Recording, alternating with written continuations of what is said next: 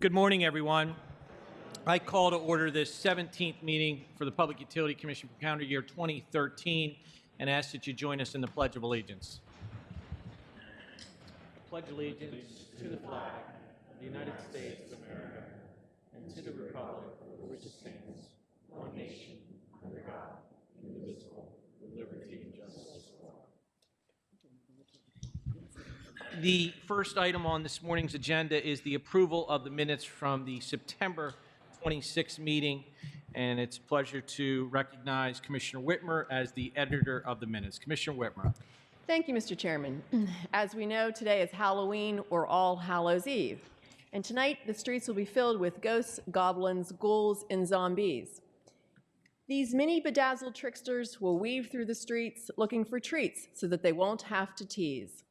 And Mr. Chairman, I'm happy to report that the minutes of September 26, 2013 have been reviewed, and I submit them with equal ease. So noted. Commissioner, Vice Chairman has seconded the minutes from September 26th, and for all our trick-or-treaters out there, enjoy your evening and don't eat too much candy because, as I remind my sons, there's a dentist waiting for you. So. Any further discussion? Any objections? Hearing none, the minutes are approved as submitted, and it's a pleasure to welcome to the podium to begin our public meeting here this morning, Ms. Cheryl Walker-Davis. Good morning, Cheryl. Good morning, Mr. Chairman. Good morning, Commissioners. Good morning. Good morning. May it please this honorable commission, on behalf of your various offices and bureaus, we present for your consideration and disposition the following agenda items, commencing this morning with matters on behalf of the Office of Special Assistance. It is recommended that the commission adopt the items commencing on page 1 with the recommendation in the complaint proceeding pertaining to J3 Energy Group, Inc. versus West Penn Power Company and UGI Development Company, as well as all items appearing on page 2. On page 3, it should be noted that the first item, Jeremy Kashuba versus Pico Energy Company, has been postponed until public meeting of November the 14th. The omnibus continues with Caroline Chang versus Pennsylvania American Water Company, as well as the 2 bureau recommendations appearing on page 4 through and including the interconnection agreement of United Telephone, DBA CenturyLink, and Megapack. So moved. Second. Any discussion? Any objections? Hearing none, the motion passes unanimously. On behalf of the Bureau of Technical Utility Services, it is recommended that the Commission adopt all items commencing with the recommendation in the proceeding involving the application of Constellation Energy Gas Choice, Inc. to amend its license, as well as all items appearing on pages 6 through and including GDF Suez Energy Retail Solutions, LLC. So moved. Second. Any discussion? Any objections? Hearing none, the motion passes unanimously. With regard to PPL Electric Utilities Corporation Storm Damage Expense Rider appearing on page 7, there is your motion, Mr. Chairman. I'd like to have my motion entered into the record as if read in its entirety. Before the commission here this morning for disposition is a settlement number 130 to PPL Utilities Electric Tariff number 201, proposing a storm damage expense rider, as well as comments and replies to the comments filed thereto. Having reviewed the parties' various comments and replies to comments, I note that the issues to be decided are purely questions of law and policy. As set forth above, do not require an evidentiary hearing. Further, a review of the procedural history set forth above makes it clear that the parties have already been given an opportunity to be heard, both before an administrative law judge and through the allowance of a filing of comments and reply comments. However, out of the abundance of caution here this morning, and in the interest of ensuring that all the parties have due process rights, I believe that setting an additional comment and reply comments to comments period would be prudent. This path has the added benefit of not unnecessarily expanding the resources of the parties and the commission, as well as ensuring that PPL has an adequate recovery mechanism in place sooner in time should the Commonwealth be hit with severe weather events such as those experienced in each of the past 2 years. And believe me, this commission, my colleagues, and I certainly don't want to relive as we celebrate the 1-year anniversary of Hurricane Sandy. I caution the parties, however, that the purpose of taking additional comments and replies to the comments is to afford the Commission the benefit of receiving a substantive input on PPL's proposal, as well as any counter proposals the parties may wish to make, including the I&E counter proposal. Additional attempts to relitigate the appropriateness of allowing an alternative funding mechanism to replace the disallowed storm damage insurance will be disregarded in this matter. To that end, attached to my written motion are specific questions that should be addressed in the parties' filings to help facilitate the Commission's decision. The parties are, of course, free to raise and address any additional issues that they believe need to be resolved. Therefore, this morning, I move that, one, the interested parties shall file comments to PPL Electric Utility, Inc.'s March 28, 2013 proposed storm damage expense rider within a 30-day window of entry of an opinion in order in this matter, with replies to the comments being due 15 days thereafter. And then finally, the Bureau of Technical Utility Services prepare an opinion in order consistent with this motion. Second. Any discussion? Any objections? Hearing none, the motion passes unanimously. Continuing with the presentation of agenda items, it is recommended that the Commission adopt all items appearing on pages 8, 9, 10, 11, and 12 through and including the recommendation to make public the quarterly earnings report for the second quarter of 2013. So moved. Second. Any discussion?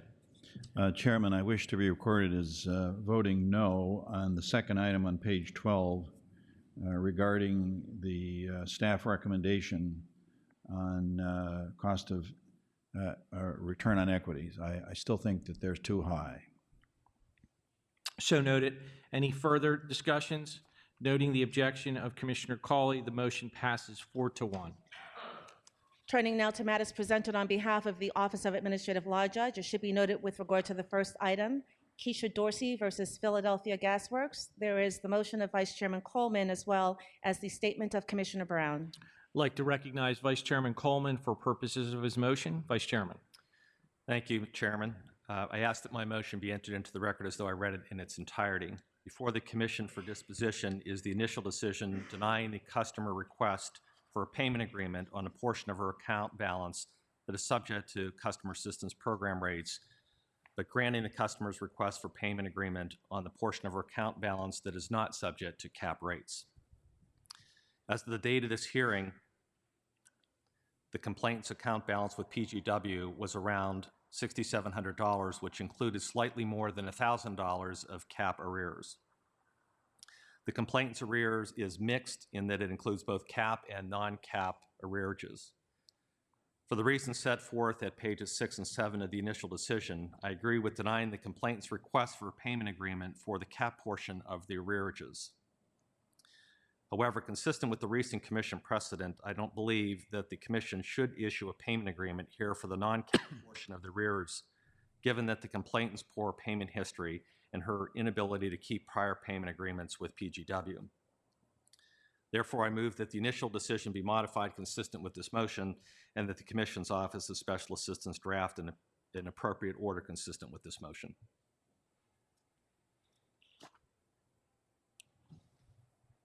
I second the motion. Thank you, Commissioner Cawley. Any further discussion? I'd like to recognize Commissioner Brown for purposes of her statement. Commissioner Brown. Thank you, Mr. Chairman. I'd like to submit my statement for the record, but I would like to highlight the following. I understand that the Commission must be judicious in exercising its very limited discretion to grant payment arrangements under Chapter 14. I agree that in this case, the record does not reflect a good faith effort on the part of the customer to pay her utility bills. That being said, PGW and our other utilities have much more flexibility under Chapter 14 than the Commission does when it comes to granting payment arrangements. I would ask that our utilities work with customers who fall behind on payment when possible. In the spirit of our Prepare Now initiative, I ask our utilities to do their utmost to educate consumers, especially those on limited and fixed incomes, about the programs to help heat their homes or pay their energy bills. such as the customer assistance programs and the low-income usage reduction programs, the federal low-income home energy assistance program, and budget billing. On October 15th, the Commission kicked off our Prepare Now campaign by asking our utilities to consider the following actions as we head into the winter heating season. I wish to draw attention to the suggested practices which could be used by our utilities to ensure that payment-challenged customers are able to maintain their utility service. Thank you. Thank you, Commissioner Brown. Any further discussion? Chairman, Commissioner Brown has said it very well. The legislature, in adding Chapter 14 to the Public Utility Code, substantially limited our discretion when it comes to payment agreements. The criticism of the Commission was that we were being too lenient and allowing payment agreements to extend into years with payment amounts that were really insurmountable. Every once in a while, we get a case like this where we're called upon to exercise our limited jurisdiction and discretion. I'm compelled to conclude that this person just has not acted in good faith, and we really don't have any choice here. At the same time, I must wonder why the company let this amount get to nearly $7,000. I know they, meaning PGW and other utilities, go out of their way to extend payment arrangements, but when it gets this high, this would be a challenge for anyone, let alone someone on a limited income. So regrettably, I must conclude that I can't vote to help this person because she just hasn't helped herself. Thank you, Commissioner Cawley. Any further discussion? Any objections? Hearing none, the motion passes unanimously, noting the statement of Commissioner Brown and the verbal comments from Commissioner Cawley. It should be noted that the remaining item on page 13 pertaining to the complaint proceeding involving Jenny Carter Harris versus Philadelphia Gas Works has been postponed for consideration at public meeting of November the 14th. That concludes the presentation of regular agenda items. Turning now to the carry-in agenda. It is recommended that the Commission adopt, on behalf of the Bureau of Technical Utility Services, the recommendation with regard to the rehabilitation of the Mulberry Street Bridge in Dauphin County, Harrisburg. So moved. Second? Any discussion? Any objections? Hearing none, the motion passes unanimously. That concludes the presentation of agenda items. I believe we have two further items before we adjourn here this morning, and the first is a statement that I'd like to issue here this morning, recognizing this month as National Disability Employment Awareness Month. As you know, October is National Disability Employment Awareness Month. In honor of this, PECO, one of our utilities here in the Philadelphia region, and its parent company, Exelon, recently announced that they are partnering with the National Association on Disability, NOD, on an initiative to hire individuals with disabilities. The NOD is a private nonprofit organization that focuses on increasing employment opportunities for the country's 29 million working age disabled individuals. This initiative is particularly important considering the staggering high unemployment rate among this group. Almost 8 in 10 working age disabled people are unemployed, and a large portion of those are employed or underemployed. The NOD initiative is seeking to reverse these numbers by partnering with employers, schools, and the military, service providers, researchers, and disability advocates to deploy programs to increase the employment prospects for individuals with disabilities looking to enter and return to the workforce. This work is particularly important as thousands of wounded veterans attempt to transition out of the armed services and put their military training to work for private employers.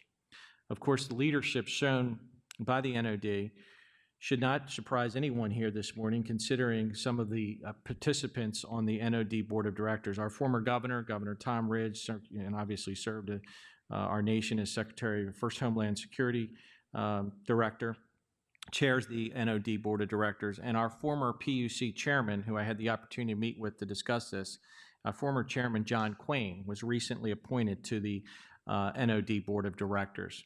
So I want to commend both PICO and Exelon for being a trendsetter on this important issue, and remind everyone in the audience this morning, especially our utilities, that you do not need to be a Fortune 100, 150 company to make a difference in this area. So I encourage all our employers here this morning to educate themselves on this initiative. I'm sure former Chairman Quain would be more than willing to meet with you, and if you could probably get him on his schedule, Governor Ridge, I know, could get you on a phone call rather quickly. Let me also speak to this because it ties into another initiative that we launched last year, and that was supporting the EEI initiative, the Troops to Job initiative. So I know many of our utilities, I want to especially thank PPL for their leadership on the Troops to Job initiative we launched. I think I had a statement last year to that effect. So again, want to thank Exelon and PICO for their leadership on this issue, and encourage other utilities here in Pennsylvania to become part of this initiative. The last item here this morning is we were honored to host the National Association of Energy Marketers Fall Leadership Conference in Harrisburg. And my colleagues and I were recognized by the NEMA board for an Outstanding Achievement Award, recognizing the efforts of this commission on competitive energy markets. And I think the numbers are obviously tell the story here in Pennsylvania. 2.1 million customers that have made an affirmative choice to pick an alternative generation supplier. But this award, I'd like to think that the five of us could take credit for it, but I look out there and I see the Office of Competitive Market Oversight employees that have done a great job getting us ready for this milestone accomplishment. Our Office of Communications, our administrative law judges, our Buck Panque, our chief legal counsel. There are so many people, even Rosemarie Chiavetta back in the day, looking over at her, she baked us some baked goods this morning. Everybody in this room that represents this commission, this is your award, and it speaks to what we're doing as a commission. We are obviously nationally recognized for the success that we have here in Pennsylvania with electric choice. Now, Commissioner Whitmer is working really hard to get that gas choice moving, which is not a success story. We know that, and that's why we're going to have some discussions here going in the first quarter of 2014. But this morning, I think we all should pat ourselves on the back. This is certainly a job well done, but we all recognize it's a work in progress. So this morning, I just wanted to showcase this award, and I know my colleagues and I are going to try to do a better photo op here this morning. Because we didn't have the right props, Tom, at the NEMA conference. So we're working on that. Great. Well, again, thank you very much. And on that note, we are adjourned. Everybody have a great rest of the week.